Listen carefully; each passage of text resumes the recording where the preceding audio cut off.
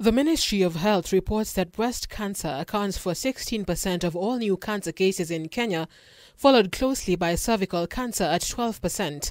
7 women die of breast cancer every day. But according to the Kenya Demographic and Health Survey, only 14% of women have been screened for it, while only 17% have been screened for cervical cancer, which is caused by the human papilloma virus. In a media address held in Nairobi today, Roche Pharmaceuticals Kenya attributed the rising disease burden to a lack of infrastructure and policy gaps which have undermined diagnosis and treatment. Misinformation has also resulted in low HPV vaccine uptake, with statistics from the World Health Organization showing that only 33% of adolescent girls and young women have received both doses. The health system is very fragmented. You move from one department to the other. All the work that we do is very manual. So patients must move from one department to the other, having to explain to the specialist where they're coming from. If you've collected a sample from a patient and you don't look after it as you transport it, by the time it reaches the lab, it may have been destroyed.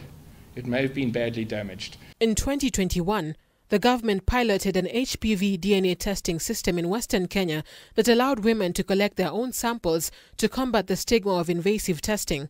Roche has called for a universal rollout to increase the number of women who receive diagnosis and treatment. It also takes away the barrier of social stigma and other cultural factors that limit women when it comes to screening for the gynecological cancers. To fill information gaps that prevent early diagnosis and treatment, the organization has partnered with the National Cancer Institute of Kenya to roll out a digital platform that will provide cancer patients with information about diagnostic and treatment resources. When we spoke with the patient advocacy groups, what they told us was one of the major pain points for them in their patient journey is getting a credible source of information about their disease.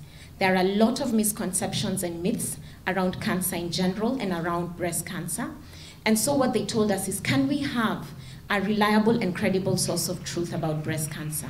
Through its Empower 2.0 project, Roche has been providing women with cost-effective cancer treatment in partnership with county governments and other government agencies such as the National Health Insurance Fund. We are able to provide a standard of care that has not been given anywhere else within the public sector, and patients can complete treatment without incurring any costs. The Social Health Insurance Fund, which was launched with the aim of providing universal health coverage, has met opposition from different quarters, with the Kenya Medical Practitioners and Dentists Union faulting the government for allowing private insurers to process claims.